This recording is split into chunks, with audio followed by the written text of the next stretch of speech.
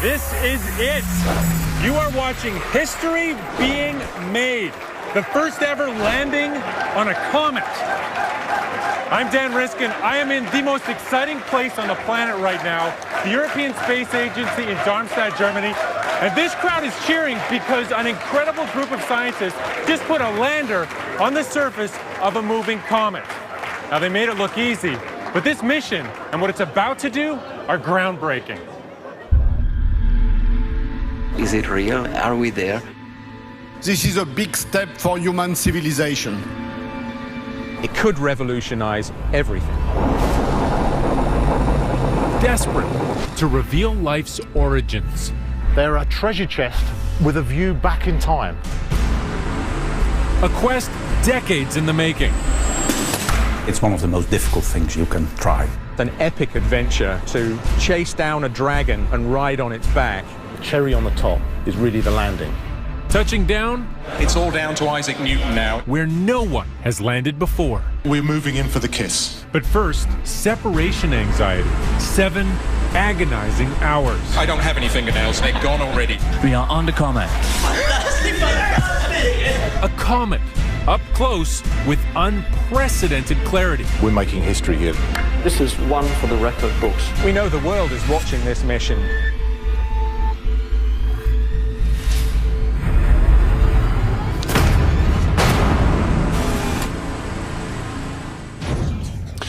Andrea Akamatsu, the flight director, a little bit the man of the hour here. Now, how are you feeling after that incredible landing event? Well, now I feel exhausted, but I feel overexcited. I mean, it was a big success for all of us. I mean, we've done one of the most difficult, most challenging operations in space ever, and we've been successful. We have landed on the Comet. Now we have to determine exactly how the lander is doing, but we've been successful. We've done our job today. Yeah, and not a small job. I mean, it launched 10 years ago. The last few weeks have been an absolute roller coaster, and the story continues to evolve. Absolutely. Now we have just done a part of the mission. We've already done a large part of the mission, and there's even a larger part of the mission in front of us coming in the coming months and coming years. So there's much more to discover around this comet. Well, we've certainly enjoyed following you on the journey so far, and we look forward to what's to come. Congratulations. Thanks a lot. This is where the journey began. Greetings, everybody, wherever you may be. Welcome again to Kourou, the home of Ariane. The launcher, as you see, is on the pad. The clock is ticking. The panels are green. What could be better? Sit back and enjoy it. 3, 2, unité. Top. Allumage moteur Vulcain. Allumage Vulcain. Top. Allumage EAP. Décollage. A mission like Rosetta, of course, has been in planning for many, many years. More than 20. Yeah, I have been on the mission since '85. A lot of people said, what you are doing there is crazy. It's too ambitious, we can't do it. Well, I've spent now 17 years working on this project. This has been so far the backbone of my professional career. I was there when Rosetta was launched. I was sitting in the first row of the control room. And normally you find a lot of surprises. Everything went extremely smoothly. A mission to put a comet-chasing machine worth $2 billion into space to travel further than any mission before it in pursuit of a comet at the edge of the solar system. It's really got facets from previous cometary missions all added into one. Not only a hope to get there, but to put a lander on the surface. So yeah, the exploration, the fact that we're going to go and observe one of these so closely as we've never done before, the long journey that we've had to get there, and also the science at the end is easy to connect to everyday life. It's intimately tied into our understanding of the origins of planets, the origins of solar systems. This one comet is an icy treasure chest which has been locked away for 4.6 billion years, containing information which could unlock the secrets of the birth of our solar system. Designed to fly for more than a decade, massive wings fold out, reaching for the sun's strength. Rosetta is on a 6.4 billion kilometer, 4 billion mile trek to a target called 67P, known to pass by Earth every 6.5 years. It's a great adventure, of course, doing something as crazy as flying a probe out into deep space, lining up in such enormous precision with a moving, dynamic object, and then being able to grab a hold of it. A team of top-notch pilots doing everything they can to make the journey smooth. With 5 milli-degrees per second. That's the one. From the time Rosetta splashed into space, she's had to navigate through crowded cosmic lanes. As fast as she's moving, she'll never meet her target without a serious boost of speed. We had to use gravitational flybys in the solar system to wind our orbit up to get out there. Thanks to the gravity, and we transferred this energy from the planet onto the probe, and the probe was continuously accelerated. Along the way, the team gets postcards, reminders she is out there. The first highlight for me personally was looking back at Earth and finding landscapes, so Africa, Europe, city lights at night. Then we swung by and had a very nice look at Mars. Then they catch a miraculous up-close look at two rarely seen asteroids. Wow, this was cool. It looks like a diamond in the sky. The fun part is these are high-speed flybys. So it just whoosh and you are flyby. A trip of a lifetime. But the spacecraft is getting too far from the sun to maintain power. Putting the probe into a deep sleep will ensure it has the reserves for what it needs to accomplish later. A gutsy call has to be made. We had to switch off most of the systems. It was a tricky moment after such a long time. Just flip the switch, turn it off, and hope for the best. We tried to challenge this hibernation mode because we consider it extremely risky. A horrible thing to do for an operator. You want to be in contact with your baby, with your spacecraft, and you know you're not going to see it for 2.5 years. But you think of all the possible things that could happen in this period. Waiting for the wake-up? Almost unbearable. We had a predicted time, and we had some uncertainty. The tension grows very, very rapidly. This was a totally different feeling. Extremely exciting on one side and worrying on the other side. Am I crazy? I haven't heard from this spacecraft for 2.5 years. It's out there, hundreds of millions of kilometers from the Earth, from the sun. Now the ping should be there. It's not there. Wait a little, wait a little, wait a little, wait a little. Am I really stupid in expecting that this signal is coming? And then, bang, here we are.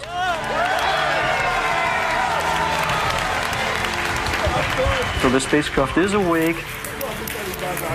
Bing, here it is again, ready for the mission now. This is the year of all the action. It's time to get Rosetta up close and personal with this comet. Today, a key maneuver. Mission manager Fred Janssen has flown in. In the past, we've had problems with these maneuvers of this size. I'm very nervous. I mean, we need this to go right. Rosetta is moving fast. She's caught up, but risks overtaking her target. She needs to get in sync.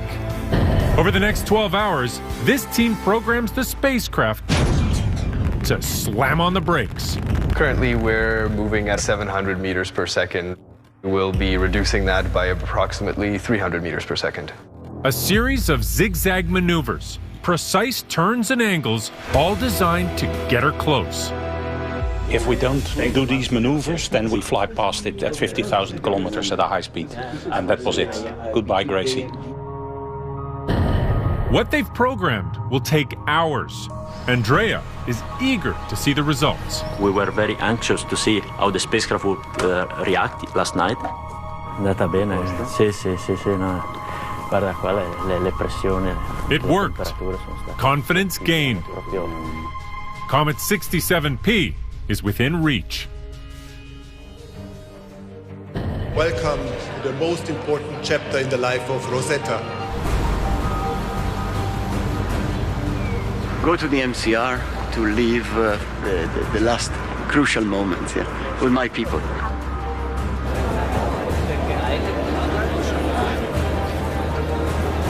Sylvain, say the famous words, please. We're at the Comet. Yes! This is groundbreaking. It's just, I've become speechless at trying to describe what we're going through at the moment.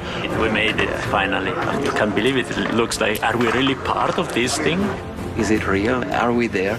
We are looking forward to the image with the highest detail we've ever seen. From imagery, I can confirm we arrived.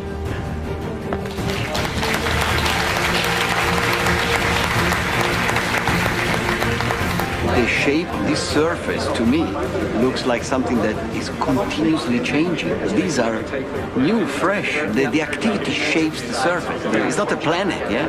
This thing is something lively. Lively and unpredictable.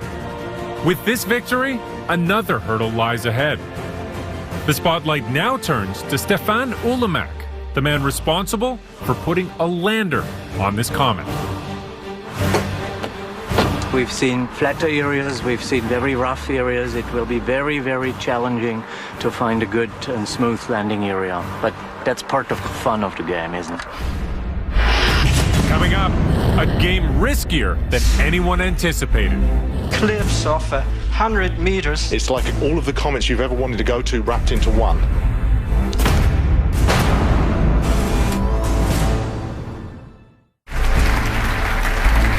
We've made history today. They've landed on a comet, and incredible, never-before-seen images have started streaming back to Earth. I'm Dan Riskin, and this is a model of 67P. Now, when Rosetta first launched 10 years ago, this was just a dot in the sky. But now that they're close up, they can see that 67P is so much more than the simple snowball they were imagining. Comet 67P, Churyumov-Gerasimenko. Churyumov-Gerasimenko. Gerasimenko. Churyumov-Gerasimenko. Churyumov-Gerasimenko, the target comet for Rosetta, is perfect in that it's periodic. We have some idea of how it's orbiting the sun. Therefore, it's predictable, and that has allowed us to plan this mission. Now, the fascinating thing about this comet is it hasn't always been quite so close to the sun. In 1959, it had an interaction with Jupiter, and the gravity of Jupiter moved the comet closer to the sun than it used to be. This comet hasn't been evaporated and sublimated and burned by the sun, and that means there's a better chance of finding primitive material inside that comet. This is Comet 67P in the highest detail we've ever seen any comet before. Flat areas, smooth areas, cliffs of 100 meters size or so. Here at the Max Planck Institute in Göttingen, Germany, Holger Sirks and his team are taking a closer look. Groundbreaking images arriving daily. Here the cliff. This is round? This is round. This is round, and it's a depression. Okay. Holger's team investigates every detail. From these images, resident sculptor Martin Heinrich creates a realistic model with accurate color and texture. Hi, hallo. Hallo. Na, wie sieht's aus? Ich habe da schon mal so eine Probe gemacht hier. Und in our images, it always comes out bright, but it's only bright because we expose so long. It's really pitch black. It's dark like charcoal. Being able to see and feel slopes gives them a sense of possible landing sites. We want to have a three-dimensional model just to see topography, the local landscape. So this is really so spectacular. Crashing through the solar system, this is a moving target. A mountain-sized duck-shaped iceberg on the loose. This is a very exciting comet, and actually, considering its shape, it's maybe too exciting. And we are now in there, in the middle of a harsh environment, and gas flowing out and dust moving away.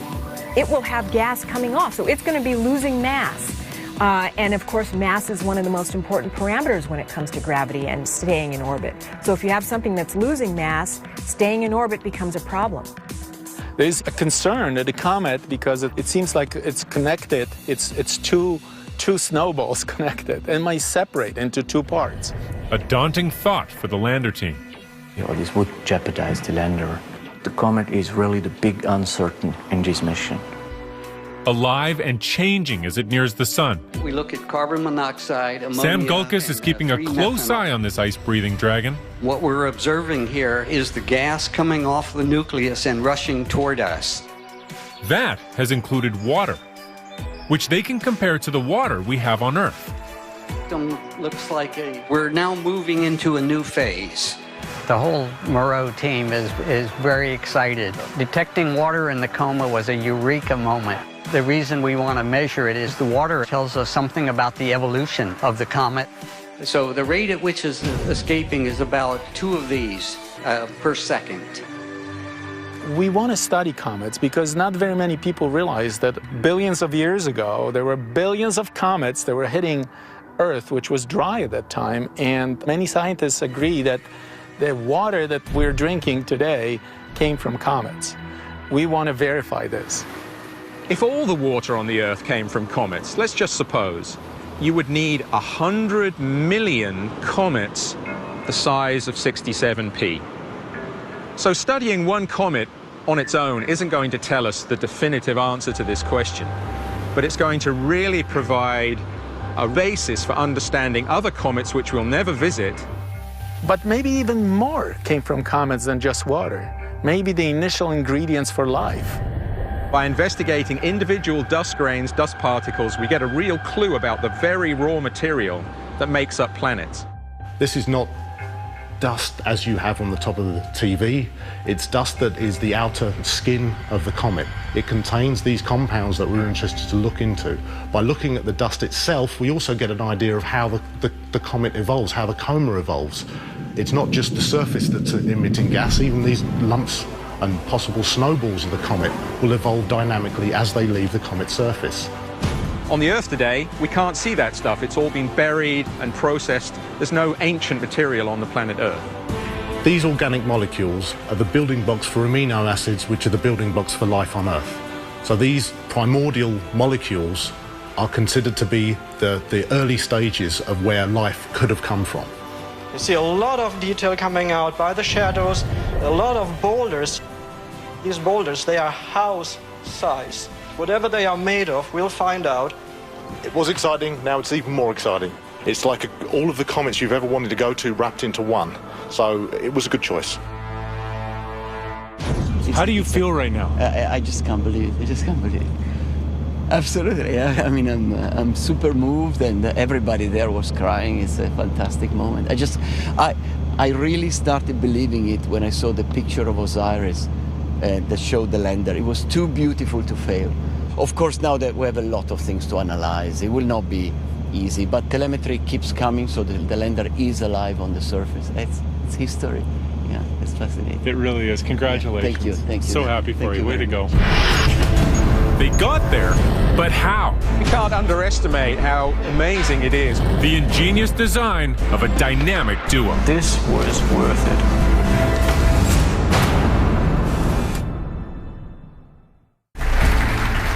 You are witnessing the pure elation of the first ever landing on a comet.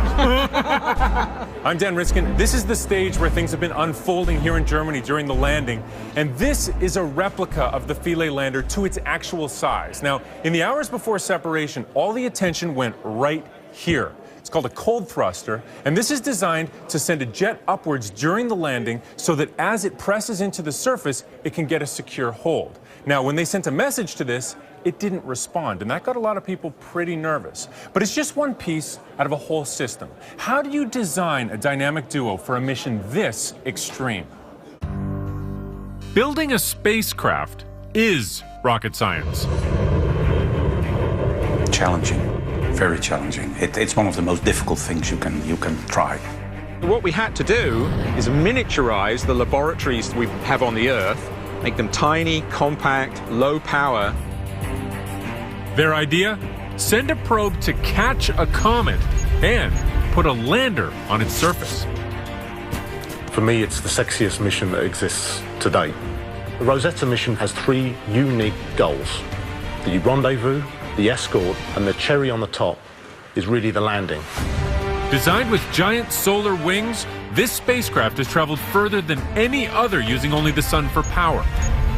Talking about distances from the sun of about 800 million kilometers. This is more than 5 times the distance between the Earth and the sun. The van-sized orbiter launched 10 years ago. Packed inside, the potential to rewrite all that is known about comets. The payload on Rosetta is a full suite of scientific instruments, ranging from remote sensing instruments, cameras, to things that are sampling in situ. They're taking dust measurements and the gas, and also the plasma that is the environment around the comet. Now closer than ever, cameras, some as pricey as $500,000, beam the most impressive images we've ever seen of a comet. This is the real eye of Rosetta. It's a CCD sensor as you carry in your camera. This is really pioneering work done some 15 years ago. It's just amazing quality. This was worth it. Built to handle reckless speeds and even deflect debris around an ever-changing environment. We would not want to be hit by something relatively large coming off. But the instruments have doors that can open and close. Everything you do in Rosetta is new. How to fly it, how to operate it, the hibernation, the flying in a strange environment like a comet. This is what makes it absolutely fantastic for us. For all that the Rosetta orbiter can do, it's the lander that will steal the glory. Deploying a lander on the surface of the comet is one of the key items of relevance and importance. Getting up close and personal to the comet. Stefan Ulemak and his team from the German Space Agency have been working on this washing machine-sized lander for 2 decades. Built not only to scratch the surface, but also to dive deep, seeking answers locked in the comet's core. Philae, the lander, will go down to the nucleus, to the pristine material, and have the chance to measure and analyze the material from the beginning of the solar system. The day of separation will be tense. There are 2 buttons. There is a main mechanism and an emergency mechanism. We fire both at the same time, praying that one of them will work. The lander will drop into an active coma from nearly double the altitude of a cruising 747. Once ejected, it can't be steered. A dramatic descent. Pulled only by the weak gravity of the comet, the fall will take 7 hours. Depending on the conditions, it's going to be quite a long journey for Philae. The gravity of the comet is so weak that we actually will have to actively stick to the surface. In a perfect situation, the lander will land on 3 feet, the ice screws will be deployed, and harpoons will be deployed as well to really fix onto the comet's surface. But what it fixes to is the big question. The cometary surface is made of ice and dust. But whether it's very soft material, soft as new fallen snow or cigarette ashes, or whether it's rather hard, like porous ice with dust in there, indeed, this is not clear. Stefan's team has prepared for just about anything. But they're still guessing and testing. They've brought different surfaces into the lab to see how their harpoons perform. Test helps us insofar as we learned how the harpoon is penetrating through this soft material. It was slightly deviated and it hit here the wooden box. The tilted harpoon will anchor even better in the material. All of these components designed to do what no other spacecraft has ever done before. So this is really a first-timer for all of us. At the end of the day, what counts is that you do good new science and that you learn many things about a comet and what it means in the universe. The biggest controversy is when scientists talk to engineers. He is the worst in that respect. You're insisting to keep it. It's a tough room. I want to make this all work for everyone. And we're inside as the battle over where to land gets tense. So there is no 01, so don't discuss no 01.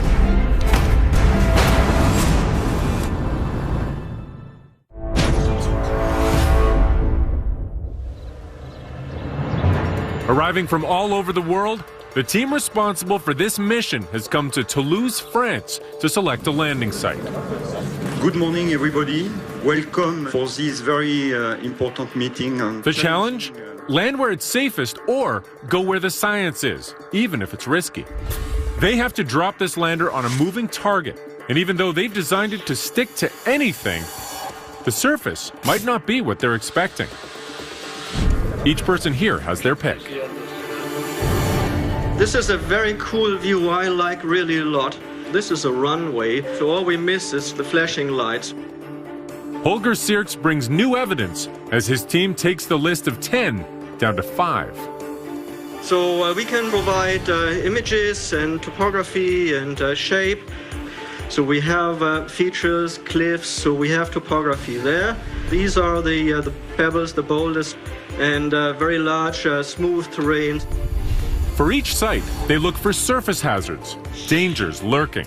They also consider sunlight for power and for imagery. Scientifically, it's very, very interesting, but it's for you, for the landing team, and it will be hard to find the proper landing site. It's a fantastic landscape. Yeah, thanks again. I think we all have to digest these wonderful images. Well, the landing site selection process is not easy. For me, what's become very frustrating is every week we're talking about the same thing. Yeah, the gravity must be very low. What is very important is to focus on landing sites that do have a value, do have a real potential. I want to try and make this all work for everyone. There's been a number of discussions over coffee, at least, with the balance between 100% successful landing and very minimal science to maximising science and having a little chance of actually landing. The biggest controversy is when scientists talk to engineers. Engineers are interested in safe landings. On the other hand, scientists want to be in the most exciting place, but it's always very difficult to land on. How do you reconcile these competing interests? Of course, the top requirement, I think everybody agrees, is to bring the lander down safely, and I think nobody will seriously question this. There is a lot of instruments that require to be long-standing on the Comet to see how it behaves. Jean-Pierre speaks for many of the scientists here. He'd like to see a mix of sites on both lobes. If I am to go on the upper lobe, I would prefer G and D. I don't like the boulders. The boulders tell me big reprocessing. I would like to go as pristine as possible. I would eliminate G and keep A and C. But of course, as I said, RFC, we cannot measure because we cannot tune. Yeah. Simply landing won't be enough for Wlodek Kaufman. His experiment Concert has the potential to make history. With parts on both the orbiter and lander on either side of the comet, they can scan the nucleus like an ultrasound, seeing inside for the first time ever. This makes him a kingpin at the table. Okay, go ahead. And Side A, the tuning is very narrow, and we should analyze more, So A is bad, but not tragic. Yeah, perhaps tragic, but okay, I don't know. Concert's important because it's the only measurement that will give us this fundamental leap forward in understanding what the inside of the nucleus is like. We have to trade, we have to make compromises. I think people will mainly digest what we have discussed today. There was a huge flow of information. So yeah, it's constant work now. It's 100% 24/7. There are so many competing attitudes, competing science programs, and it all has to come to a decision very quickly.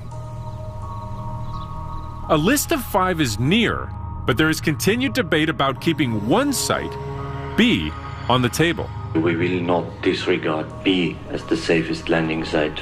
B is kind of our safety anchor, I would call it. But there is significant drawbacks from a science point of view. for the actual properties of the material you want to have access to, B is the worst in that respect. Yeah. You're insisting to keep it. I acknowledge the disadvantages. I prefer to land and have a first science sequence as compared to not land at a very exciting site. Time for a coffee break, right? We're making history here. This is the first time this has been done, and there's a lot of stress in the room because of that. After 2 tense days, there's finally a decision. We are confident that based on the information we got, we've done the right choice in the 5 sites. The 5 landscapes couldn't be more different. 3 on the head, 2 on the body, all with substantial rewards and risks. We're very excited with the potential spots to land. This is such a difficult mission. I have a slightly different look at it. I am excited about any spot to land. I feel like we've achieved something, but it just means on to the next task. The next task is up to Andrea and the flight team. They need to find out if they can even drop the lander on each of these 5 sites. It's a bit of pity we cannot land in landing site A. The analysis we are conducting for these landing sites are extremely demanding. The team works at finding the best flight path for each site. Of course, we found some surprises. Some of them were not totally feasible as we expected or as we hoped for, so we had to exclude some of them. We have a much higher phase angle. And some of the sites dropped out quite quickly because from a lander safety point of view, there was a 50-50 chance. The roughness of the surface will have a great impact on the capability of getting the lander safely to the surface. Back in Toulouse, they've returned to make the choice. Mission manager Fred Janssen is here. I make the ultimate recommendation on yes, this is the one we go for. Or how much favorable is C in terms of energy or power available with regards to J? If you go for C, we are out. That's all. It was analyzed, and I mentioned clearly yesterday, that it has the potential to lead to spacecraft and thus lander loss as well. So there is no O1 for C. There only is an O2. So don't discuss an O1. You can never make everybody happy. And it's about trade-offs, about risk all the time. Today, we'd like to tell you about where to land. Good morning, everybody. I'm very pleased to be able to announce the landing site here today. The choice is Site J. Reachable for the lander, and with untouched zones, there's a good chance they'll find the pristine material they're after. Nearby jets could be very exciting and dangerous. Site C stands by as backup, less sunlight, and a nerve-wracking approach for the landing team, thanks to a rocky landscape with dangerous cliffs. We're constantly trading off, how can I put it, the less risky landing site versus the maximum science, and that's always a problem in space. All right, I'm with Fred Janssen, the mission manager. Now, you ultimately had to make the call that the landing site J is where you wanted to go. Now that you're there, what do you think of that decision? It's been a good one because we managed. It was the right spot because it all succeeded. And what it scientifically brings, of course, we have to wait. But for the time being, I'm more than content. And so what is going to happen on J over the coming months? What do you expect from that site? What are you going to learn there? Well, what we hope to learn is to connect what we measure in the orbiter with what we measure on ground. Because if you don't make the connection, you will never know whether what you measure in space is really the same thing. All right. Well, congratulations on a successful landing, and now lots of science to be done. Definitely. Great. Coming up, anything could happen. There could be dramatic events. It's going to be quite a long journey. Feeling will die at some point. The excitement will be fantastic.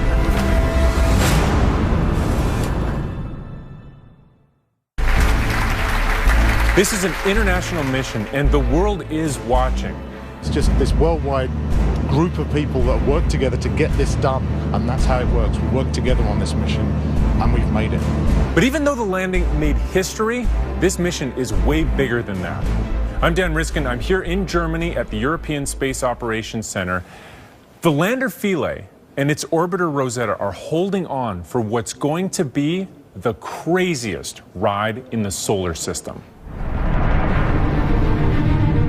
The ambitious journey to land on a comet is now a mission to survive with it.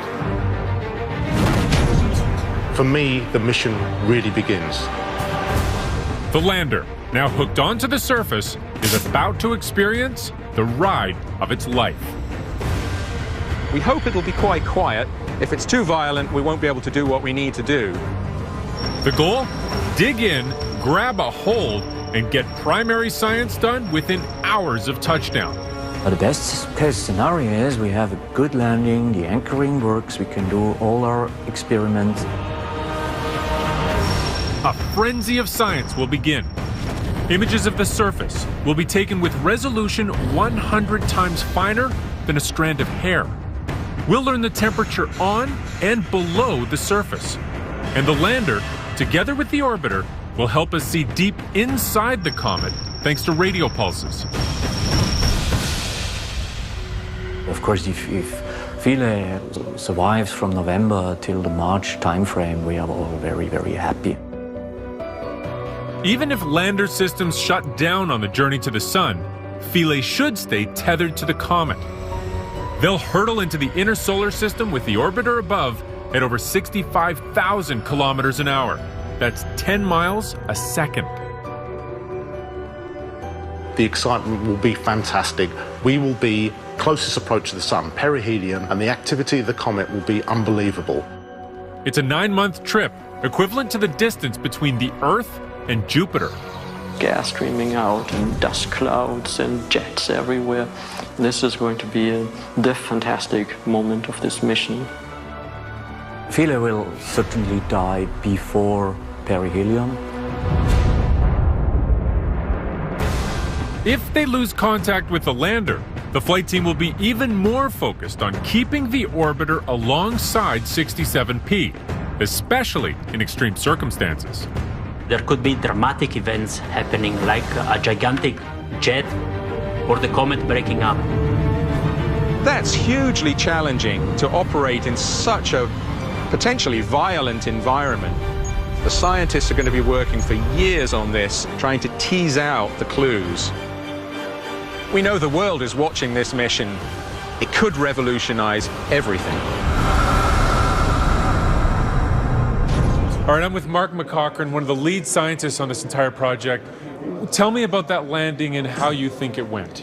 It went fantastically well. You know, it was even better than a bus arriving on time. 2 minutes after the nominal time, so it was fantastic there. We had to wait a little bit to get confirmation that we were locked to the surface.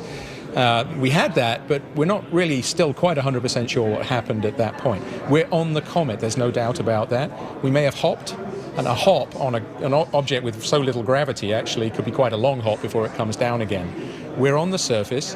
We're investigating the surface. We have a lot of science data already coming in, but we're trying to diagnose exactly what happened during that first phase. Now, in the coming months, is that lander still going to be holding on the way you wanted it to, or does it need a tighter grip?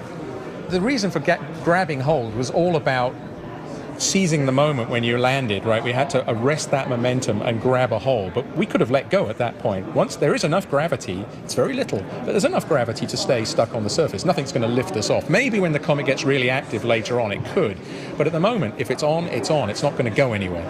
And let's talk about later on. So right now, this is a cold, icy snowball, but it's headed for the sun. So what's that experience going to be like for this little lander?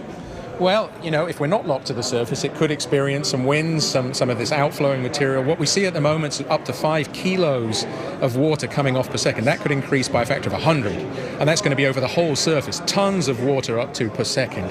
And, you know, if Philae's landed on a place which becomes active, it might fly off.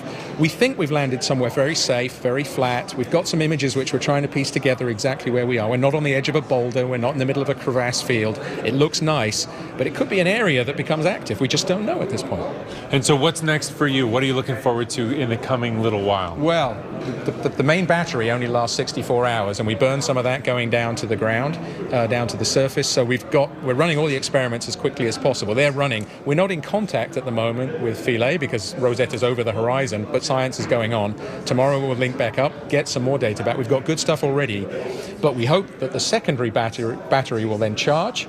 We'll be able to then continue the science, and there are some great bits of science we won't even do until a few weeks downstream. Well, congrats on a great landing. Thank you very much. You got it there. Hugely exciting day. Thanks very much, Dan. It is an exciting day. Lots to come from this lander, and it's inspiring a lot of other projects as well. Coming up, if you're in awe of this mission, imagine what else we're about to grab a hold of. It's the most hazardous asteroid in the solar system.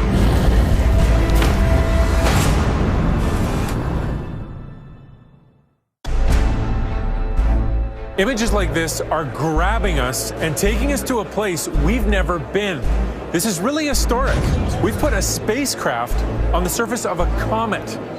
And while the Rosetta mission extends our reach into space, there are already other teams looking to take that reach even further. This might be the future, catching and exploring wandering cosmic bodies. All right. Space dreamers are fighting for the chance to get close, grab a hold, and bring souvenirs back to Earth. There's a sci-fi aspect to it, definitely. Is the Earth endangered by being hit by a big comet or an asteroid? 3, 2, 1. First up, a little lander ready to scout an asteroid. Hayabusa 2 from the Japanese Space Agency is gearing up to send this mascot to tumble around and get a sample. The key aspect of mascot is that it has an internal mobility system, meaning it can move across the surface of the asteroid, like a dice which rolls itself. Rolling not too far behind, OSIRIS-REx, a NASA mission well on its way to Bennu, an asteroid that could come a little too close. It's one of the most potentially hazardous asteroids in the solar system. We don't want to go to a pebble, we don't want to go to a small boulder.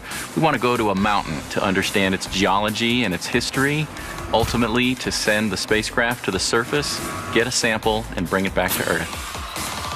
While those missions are locked for launch, NASA is thinking even bigger. They're spending millions on concepts designed to bring an asteroid a little closer, or at least a piece of one. Oh, this is slightly too fast. For that, drills are a no-brainer. We love drills. We focus on extraterrestrial drilling. Honeybee Robotics is combining their drills with this robotic arm to bring back boulders. The trick is to be able to pull it off the asteroid without breaking it. Let's use the excavation tool now to get a cavity underneath that boulder. They're experts at drilling on Earth, but can they pull it off in space? It's very exciting. We can do this. We just need a little bit of practice. Practice is exactly what Aaron Parnas and his team from JPL are getting with their spiny-legged rock crawler, the Microgripper. When I tell people I'm building a gripper to bring an asteroid back, you get a lot of questions. Oh yeah, you want me to load it up? Yeah, go for it. That's gripped. It has lots of sharp hooks that grab onto the surface of a boulder. Any one of them probably can't hold much, but if you can get tens or hundreds of them to work together, all of a sudden you can lift a giant boulder. Airborne Systems in California is going even bigger than that. It's a very audacious objective to totally envelop an asteroid. We're going to lower the simulated asteroid down. Now we're going to clasp the air beams around the asteroid and then move the full asteroid to another orbit. It's a pie-in-the-sky kind of a mission. Capturing an asteroid and putting it where you want it, that's the kind of big thinking NASA is after. They're lining up missions within the next decade to keep a firm grip on what's lurking in space. Big thinking is what landed this team on a comet today. You know, in our lifetime, there will only be a few moments like this. And what a thrill to be here at the European Space Agency for this giant leap forward in space exploration. I'm Dan Riskin. Thanks so much for joining us on this epic journey. I can't begin to explain the emotions that there are people in there that have worked their lives on this mission, and we did it. We were actually seeing telemetry coming back off of the surface of a comet. That's just mind-blowing. Oh man, it's unbelievable. This has cost me a year of my life, but it's worth it. It was too beautiful to fail. There it was the moment where I thought it's gonna really work.